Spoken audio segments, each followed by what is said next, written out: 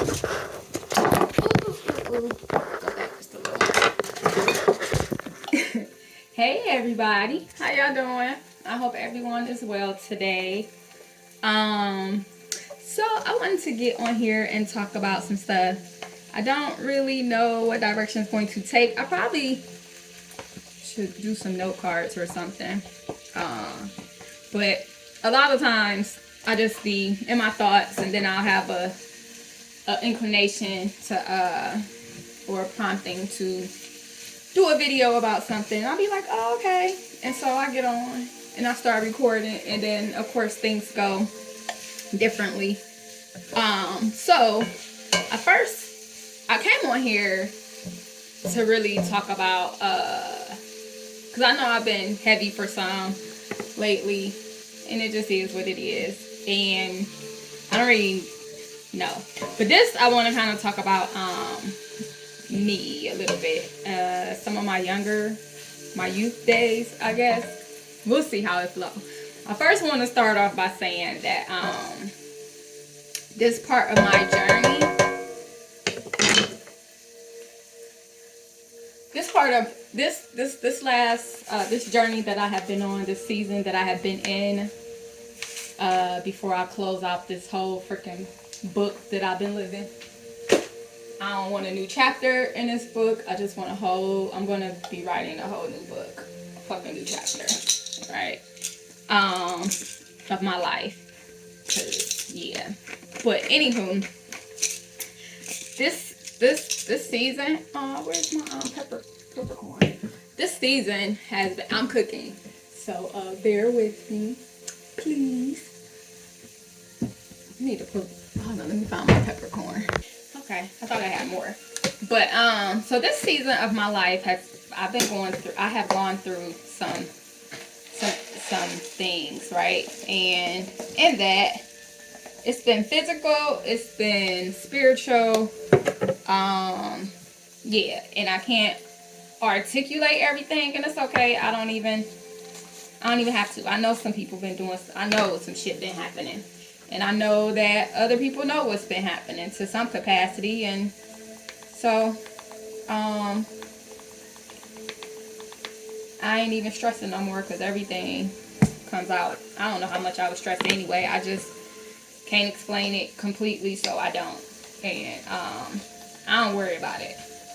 I know who the hell I am on whatever level, and then everything else just has to unfold as it unfolds.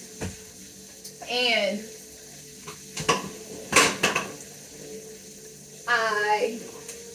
I lead with that because in this season, a lot of information, a lot of memories, and things have resurfaced. Now my memory bank has been, well, whatever is happening there as well, but my memories are there, accessible. They just come out, I guess, when they need to come out. So I guess I can say that I am maybe appreciative for this, whatever is happening in this season, this last chapter.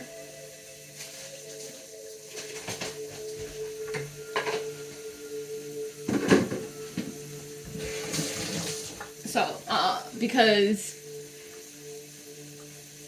I have went and reflected, even if it wasn't like intentionally, on some things from my past have been brought up, as far as like my time in foster care as a teenager, just my journey, right? Some things have been definitely brought to the surface, some things, and it's okay. Like I just forgot about some versions of me, some pieces of me. If you've read my book, The Pain and the Promise, I was gonna show a copy, but all my stuff is pretty much packed. But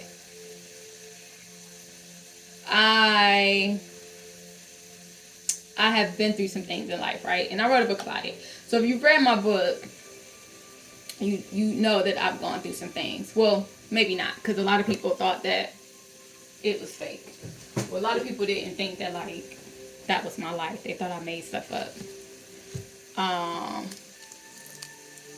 And that in itself is quite interesting to me. I mean, it just, in a not a bad way, it's just a reminder that I always have that we all are exposed to different things in life, right? So somebody else's entertainment is actually somebody's life. And something that you can't fathom somebody going through, they have. So I don't, why are you tripping? So I don't trip on that. But I have, so yeah, I don't go back in my past. Like, it's too much. I don't go back a lot of times, often, to reflect on many things in my past lives, any of them. Because I don't really see the purpose, especially not my youth.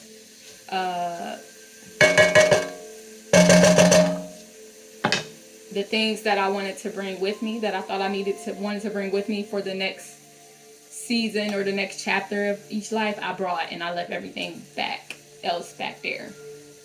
But apparently this season has been about going through this book of my life and regathering and pulling back all pieces of me, all of them, because I need them.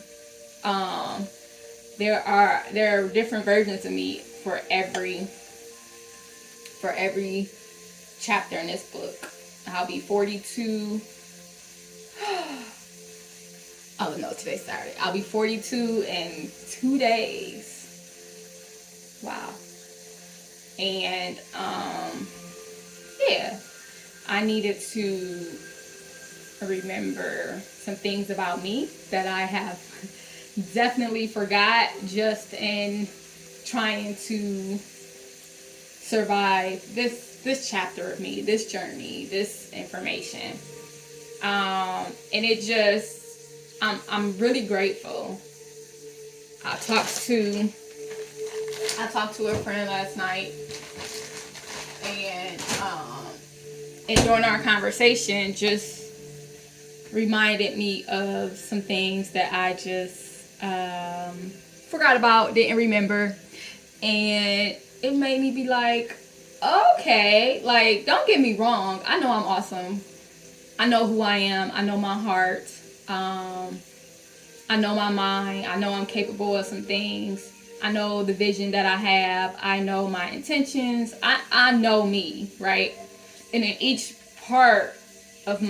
chapter of my life, to some capacity, I have learned that version of me, and the things that I loved, I kept, and the things that I didn't love so much, or I didn't want, that I had picked up from my environment or whatever, like, I let go.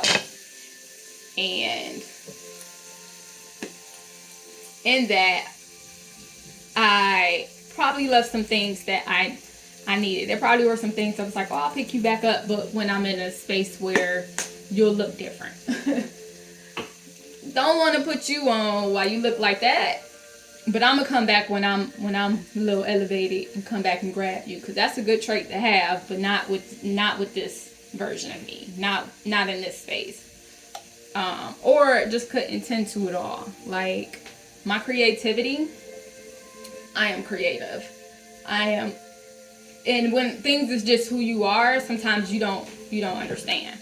Like, you just forget. And then when you are in an environment where your creativity feels to be stifled at every turn, because you don't have the capital, you don't really have the support, you don't really have all of the knowledge, you don't really, and then it's just been different things. And I just actually remembered some things this week that I had totally forgot, like all of the times where I've had different business venture ideas, and like I totally have forgot about the seasons of me giving my all, like trying my best to get information, to figure out funding, to do this, like going here, like, okay, this is what I need, this is the knowledge I need for this, or this is what I'll have to need to get that. Okay, let me put together a board. Let me try to put together a board of directors because I see this vision and this is what I want. Oh, okay. Shit, that didn't work because couldn't really get nobody to do anything, or maybe they was waiting. But like understanding what I wanted for me, like seeing what I wanted for my life, like the things that I wanted to achieve, the problems that I wanted to fix, or the things that I had solutions for. And also understanding when I look back that everything that I wanted to do incorporated people around me, people that I cared about, people that I loved, a solution to help somebody else, because that's just who I am, right? A solution to try to fix something that I saw in the system that needed something different. And just like the pain of rejection and failure every time, and just trying to pinpoint when I gave up, and I didn't even realize it, like, or when it just became too much. When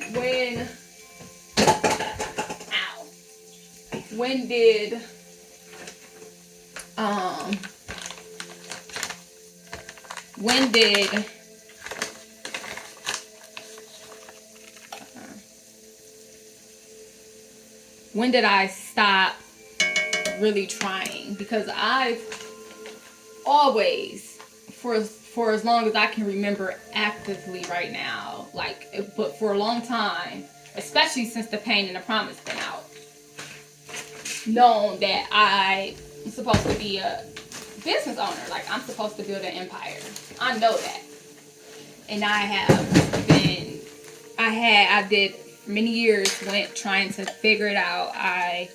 When I published The Pain and the Promise, I self-published. I went and researched information, like, and did everything that I could do for me. And I'm not necessarily the best teacher, I think, as far as like explaining to people how to do it. And I'm not really about to do it for you, because I barely want to do my own stuff. Like, I barely be having the mental capacity for my own projects, but I will help as much as I can. And then there are some projects and some people or some things where, like, connects with my soul or my inner guidance to where I'm able to, like, lend more assistance, and then I do that, right?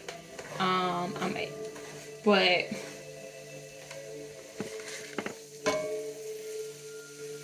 I had totally forgot, like, how hard I used to go, how much I was really trying to figure out how to get any of these business ideas up off the ground. So many of them. Like, there was a point where my creativity was fucking, like, man, I was extremely fertile, and just didn't have the support, didn't have anything, I ain't have the support to really grind out and to really do. Like, at the end of the day, I only have whatever resources and access that I have to, right? And then there comes the truth of when did I put some of that in there? Oh hell, I can't remember. I think so. Of capital and also time and energy, right? Because at some point, especially then, like, you still have to go to work, you still have to do this. And then even when I'm taking time off, like in between jobs, for as long as I've been aware of it, I will definitely take the time to pour into me. I realized how they try to drain us from our energy, like, and I understood that for a while, and it was just like, if nothing else, I'm taking time to keep and preserve my energy for me and to build back up me. That was there was no question about that. There wasn't nothing to think about. It just was what it was, right? So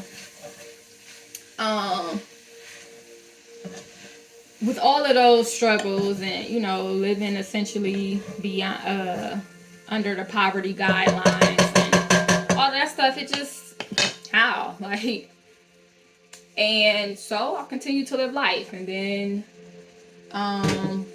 when you're not giving birth, when you're not building it up, like, I guess the creativity kind of dies or shifts, or, you know.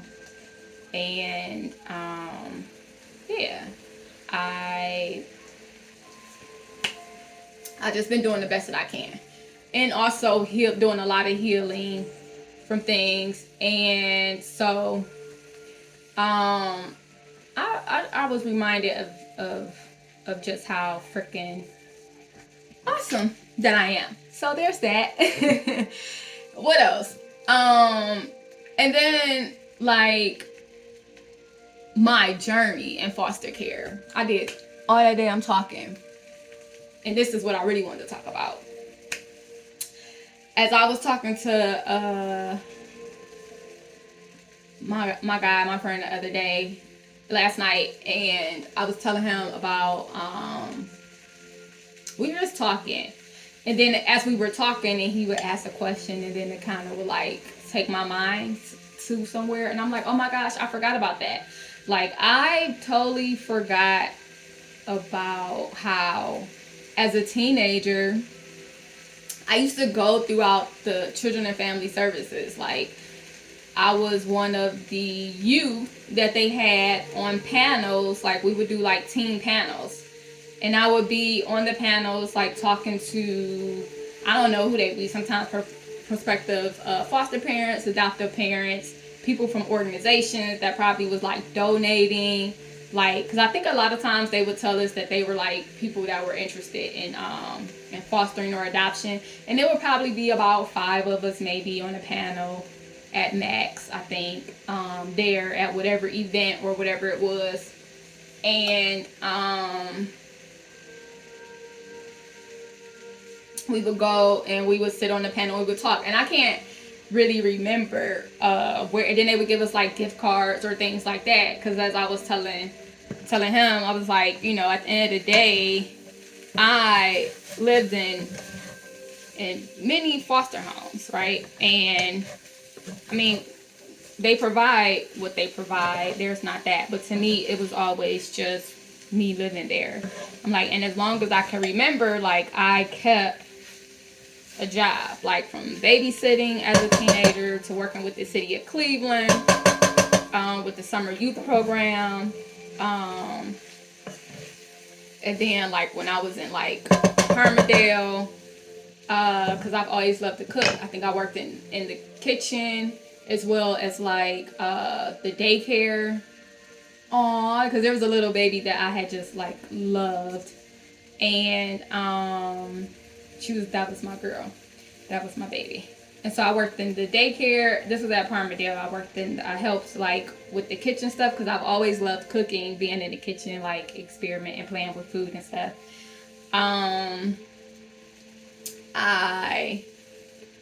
What else? That was at, so that's when I was like 14. No, I might have been 15. I probably was 14 or 15 at Palmerdale. Working at the dollar store when the first dollar store opened on our street on Eddy Road, like St. Clair. Well, I lived on St. Clair and Eddy Road, right there on the corner house. You know, I'm a St. Clair girl. And so when It's a Dollar opened up, the dollar store, it was like the first dollar store in our community. And I can't remember, I don't know what country they were from, but it was an Arabic family that was there. And me and another girl, we worked there for a while. I worked there for a while. And then, like, I remember he fired me. And then he asked me to come back. And I went back just because I knew I was going to quit because he fired me to start off with. So I waited till it got comfortable and then I quit.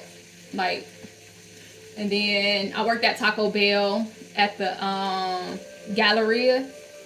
It's the Galleria. Yeah, I worked at Taco Bell at the Galleria, and then like we would work in South Euclid. Like after the Galleria closed, we wanted more hours. We would go down to like the South Euclid Taco Bell, and I had to be about 16 at this point. Worked at the Science Center. Worked at the Woolstein Center. I worked with Cutco, selling knives. I done worked like I worked in the military. Like one thing I did, I worked all throughout caregiving and you know, I worked in education.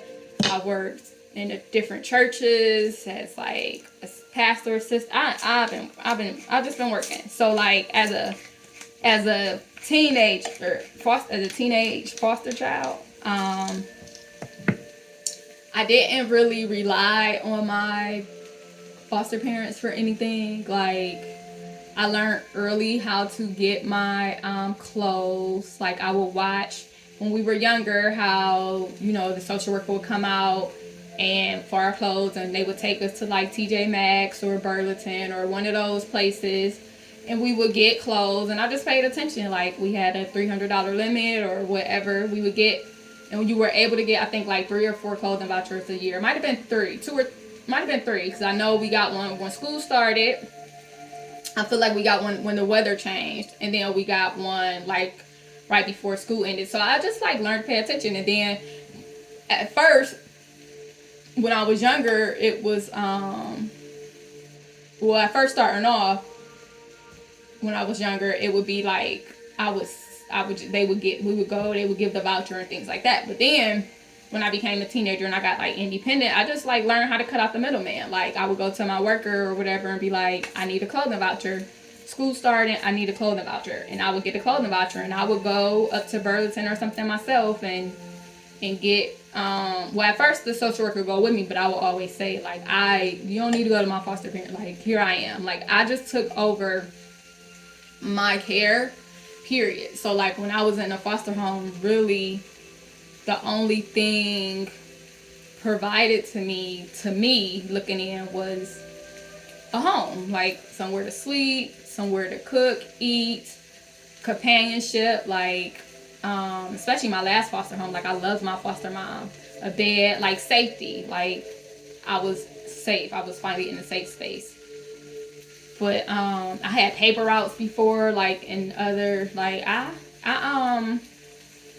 yeah, so I always did what I needed to do to make sure I was okay. I made sure that I got my medical card, my social security card, my birth certificate, because I was always making my own doctor's appointments and going to the doctor myself. Like, so that's why I'm like, I don't really know when the rules changed for people, because 15, I was at the doctor myself at 15. Like 16, I was going to the clinic by myself. I need to go to the doctor, making my appointments and things like that. I didn't expect anything from anybody, and nobody was offering to really give me anything. My foster mom, though, we used to travel. Like we used to go to Vegas. We used to go to California, San Diego. My foster sister lived in San Diego, so we would go to San Diego, and then we would go to Vegas, and then I've been to Tijuana, Mexico a couple of times. Then like it's been I had experiences, and I was just like, wow, like I forgot about how I was moving in these streets when I was younger. And then I also be forgetting that like it's not that I forget, I don't talk about my youth that much, because I understand how different it was for most people. And because of that, there were times where I felt very, I don't know, ostracized or whatever. Like it wasn't, people didn't understand, they didn't really want to hear it, they didn't, you know. And so I kind of stopped talking about those experiences and those moments and those times because, I mean, who identifies with them? Who understands? Who wants to hear them? And it wasn't even it wasn't a big deal. Like the way that I grew up was just the way that I grew up to me, and I guess I knew it wasn't normal for most people, but I didn't really think about it because it was normal for me. So me being 15, 16 years old, staying out over my boyfriend's house. Well, I wasn't 16 yet. Like, that's what it was. I didn't ask for permission. I didn't really need permission. Like, it was just like, oh, I'm going over such and such house tonight. You know, like, I'll be there tomorrow, because the rule was I needed to be, if I wasn't going to be back in the house, if I wasn't going to be back in the house before my foster mom went to bed or whatever, then just stay where I was at. And I was like, okay, that's fine. I had a boyfriend and I was able to stay at his house. I mean, he still lived with his mom, but he lived in the attic. He had the attic. He had a 2-year-old daughter who I love to this day. Like, that's my baby. That has been my baby from the time she was 2. And what else? He had and then his mom had some kids, and he had a stepfather in the house, and it was fine. I would just go up and out, go and talk to her in her room, and talk to his siblings and people. Like, I love their family. I felt protected over there, and so I would walk over there. I lived on St. Clair. And this particular, because I've been all up and down St. Clair. So in this particular foster home, I lived on St. Clair and Eddie Road, St. Clair. And I would walk to 105 and Elk. Or 100, yeah. And that's where my boyfriend lived at. And I would just go stay over there. And then I would walk back. I walked a lot too. I forgot about how much I walked. We all did. We all used to be walking. Well, at least I did. And then I was just thinking, like, damn, even in middle school, I was still living with my crazy ass ex-adopted mom. So I ain't had no freedom for real. But I went to a gifted school for the gifted kids on the west side.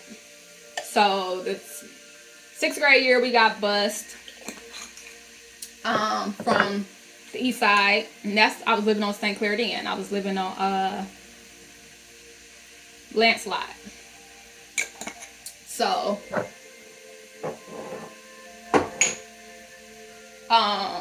we would get bused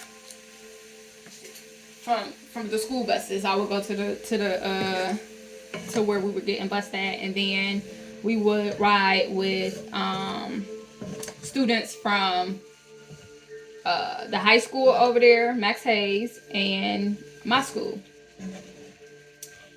And so the west side, you had some of the Hispanics. I met some Puerto Ricans. And that was that was an experience. Got my ass beat in front of everybody on the bus. Oh, she beat my ass. And I don't even remember what happened. But I remember being in the bed. She beat the fuck out of me at that bus stop. Because the bus driver told her I was being real disrespectful. Maybe I was. I don't remember how much. But it wasn't that much. I felt like he lied on me. To a capacity, but I can't remember. She beat my ass. But that nigga tried to act like he felt bad the next day. Like, did anybody expect that? It was just whatever. I didn't want that fucking apology. Because whatever I did didn't warrant it. And then it was just like, I just thought everybody knew she was crazy. And people did. Like, people in the neighborhood knew. they know, shit, people knew. Ain't nobody stopped nothing, so I guess I shouldn't have been too mad. Like, niggas knowing shit's crazy ain't never stopped nothing. Ain't never protect nothing. They never stop nothing. So, yeah. But, I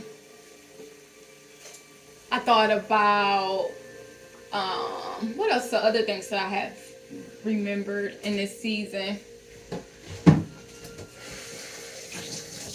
Oh, yeah. So, like, it was really difficult to talk about being a 15-year-old or 16-year-old that used to spend the night, had permission to spend the night at her boyfriend's house. And I don't know if I had permission per se, but because I didn't really never ask. I used to tell my foster mom, like, all right, I'm going over such and such house, and then I would go. And that was my normal. And I know people used to judge it, which is why I stopped talking. Like, you hear especially with the mentality for like girls that have boyfriends young or was having sex young. Oh, you just see all the judgment I did and all of the unspoken things, especially from women. Sometimes it's like, and then it's like, oh, my parent would have never, like, I think somebody said to me once, like, just because you wasn't loved. I was like, ooh, just because your mama ain't love you. Well, she didn't, but okay. Like, you just get used to hearing some shit from people. And it is what it is. Like, but I don't get offended at the truth. Like, first of all, maybe she did. You don't know, but she wasn't around, and there's that. So I just stopped talking about my past, and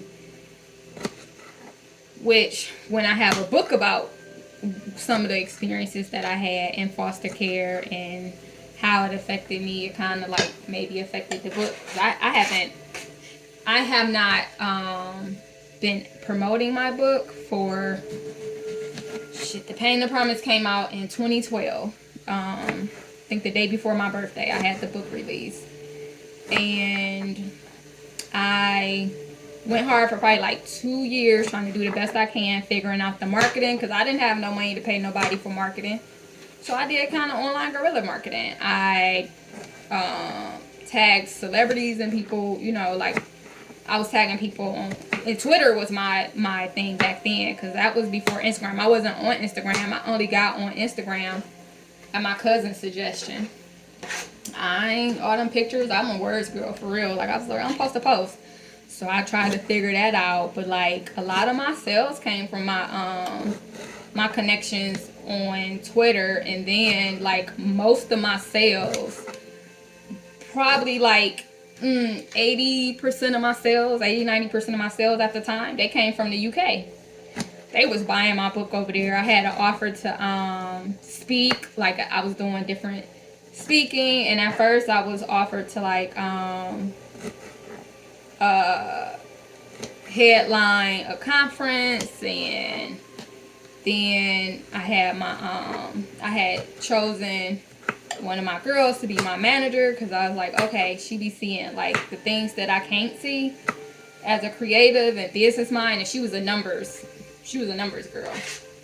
So that was like perfect, because I was like, I don't really know how much to ask for. Like, I didn't know that whole process. Like, how do I know what to charge them? Because it started happening. Like, we were getting calls, and I was like, okay. So I chose her because she was the one. She like, I got you. We gonna, you know, because I'm like, I'm the speaker. Like, I'm the writer. I'll go up and speak. And I was like kind of intimidated about it, but shit, I had been speaking as a teenager in front of audiences, and things like that.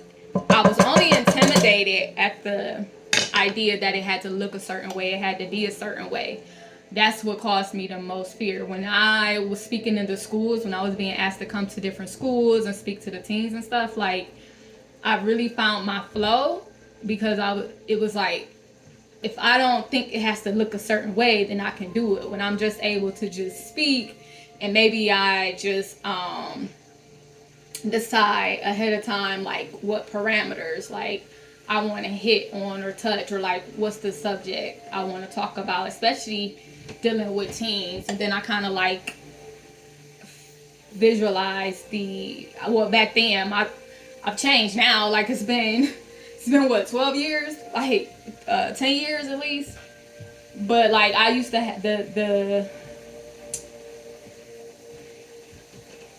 process that I had at that time was different, and then it was changing as I got to know myself, because it was a whole lot of pressure when I thought like, okay, I gotta go up, I gotta have note cards, I gotta do this, I gotta have this, it gotta be this. Like, the most authentic that I can be to being Nikki is like when I flow. And that's been my journey of learning that I don't have to do shit nobody else's way but mine. I spent many years trying to go over here, get information. I've used so many entrepreneur business resources through the VA, through the SBA, through SCORE, through like, it was so many different business programs at one point that was like offering help for this, and we can teach you these. I'm learning all these terminology, all this stuff, all this information.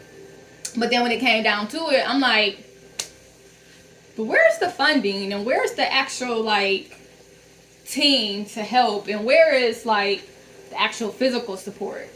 That wasn't really being offered. So I got all this information, and then I'm looking around in these places, and I'm trying to pull it together for my people. Like, oh, okay, well, I see you good at this, and you good at this, and you good at this. So can y'all be on my team? Like, this is my vision. This is what I want to do. And like trying to figure out business, like the tax brackets, and like how the classifications, like, because I'm like, okay, so this would be the corporation, this would be the umbrella, like all this stuff. Like, I'm trying to figure this out. And then like I'm trying to pull from people around me that like I love and I know in their skill set, because I already know how abundant and fruitful I am. Like, that ain't never been an issue for me. I never wondered if something would be successful. Like, I know that me being successful, that, well, maybe at some point, because it's been so long, maybe I kind of subconsciously covered that myself. Like, maybe I stopped that part myself to some extent from being beat down so much. Like, maybe I allowed myself to believe to some capacity, dog that out, my abundance. Because at that time, I just kept saying, like, even for the book, I was like, I gotta write the book. All I gotta do is write the book, and I know eventually it's gonna be on the New York bestseller list. I wasn't worried about when. I wasn't worried about. I was like, I'm just gonna do what I'm able to do. Like, all I gotta do is what I know to do, what I'm called to do. So I went through all these couple years. Like, okay, so I need this and structures, tax ID, this and that. Okay, can you? So I see this. You got this skill. You got the skill. You got the skill. You got the skill. Okay, so like, this is what I want to do. Did I do NDAs? I feel like I had printed up NDAs for people to sign NDAs. Like, I was doing my thing, and then it was just like I just wasn't able to really get the support that I needed to do it. And at some point, I guess I went on to do something else. Like, at some point I went on to do something else. And then in 2020, then when I started dating one of my exes, like, and then what else? It was like a lot of other stuff that was happening in society, like with the kids coming up missing and things like that. Like, I was just watching different stuff, and I had another business idea. And I was like, I'm just looking at different stuff, and I'm like, okay, this been happening. So like, what about this? And then like trying to, and it was a couple business ideas at that time. And it was like, what about this? And then like trying to figure out this piece, because like this in itself is unsafe. So how do I fine tune this to ensure that this is what this happens? Like, And it was cool to be back in my creativity mode, like for business, right? And then my dude, he at the time, he was like, he was going to help me with the structure and stuff like that. And then like that didn't work out for whatever reason. Maybe he didn't have, I don't know, but he wasn't able to support me like he thought he was going to be able to support me in those ventures, and that was fine. Like it was just what it was. I wasn't. I don't know if I was happy to have the help that I thought I was gonna like. I was happy to finally have the help that I had been wanting. I thought I had it, and then I didn't, but it wasn't a big thing because it was kind of what always happened, right? Like, okay, sound good, yeah. You made that sound real good. Got it. Okay, so you couldn't do it, and it's just what it is. Like I ain't have no hard feelings because it's just what I had. I'm used to that. Shit, I'm excited if somebody show me something different. I'm still waiting on that part, but whatever. So I just changed, I guess, my focus, and then it just became travel. Like, I need to get the fuck up out of here. That's pretty much what my everything in me was like. I gotta get out of here. Like, this place is fucking suffocating me, and that's what I did. Like, my first travel experience was in 2018, and that's when I went on my deep dive doing research about how I could travel, because I know, like, essentially I live under the poverty guideline. I only make this much money a month. How can I, and most of that just covers my bills for real. Like, how do I get in a position to where I can create some income to travel? Because, like, fuck all this other shit. I need to get out of here.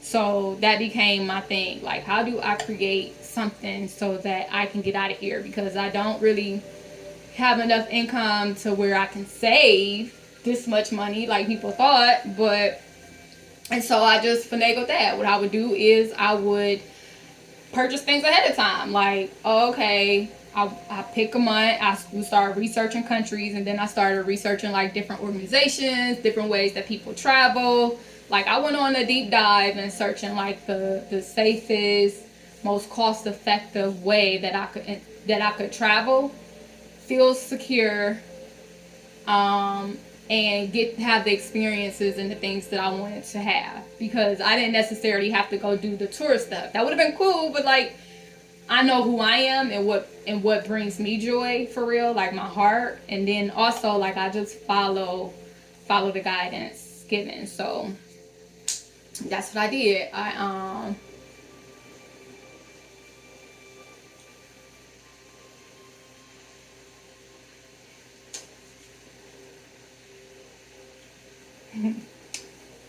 get so tired, y'all.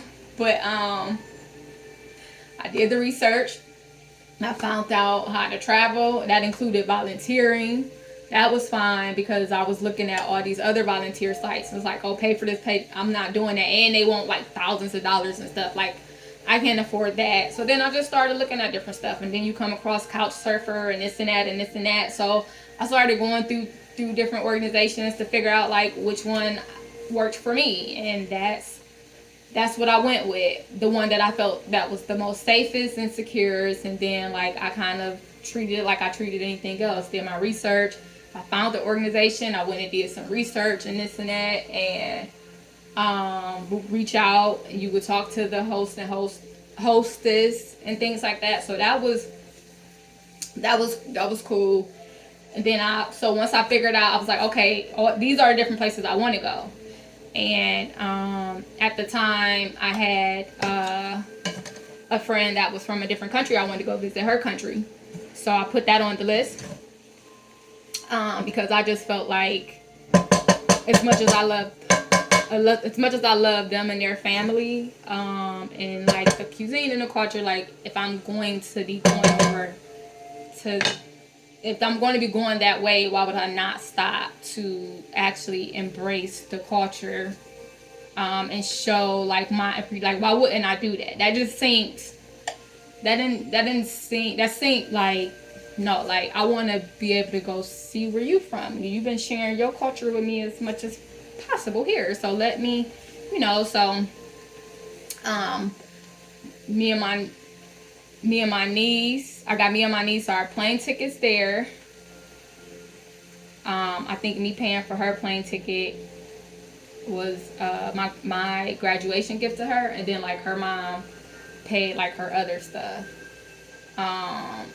So I got the plane tickets and months in advance. Like I was like, okay, I knew where we were going, so I just got the plane ticket, and then like saved up enough money to get the plane ticket, and then I found like the organizations where we would volunteer at, and I found I was getting information like the Airbnb that I was gonna stay at in each place that I needed an Airbnb. So the place where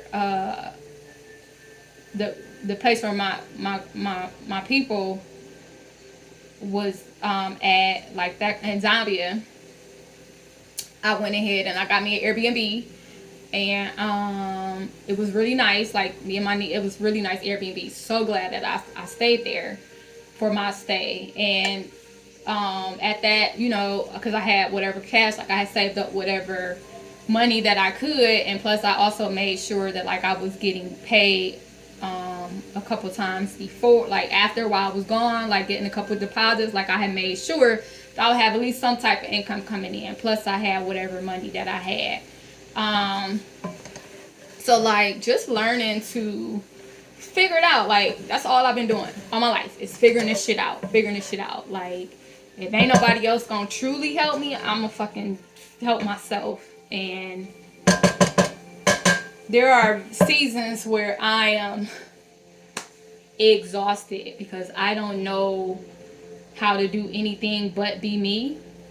And all my life, being me has meant being a survivor, being aware and alert, keeping myself safe, putting myself first, looking out for me, providing for me, figuring it out, right? Like, I should probably turn this off.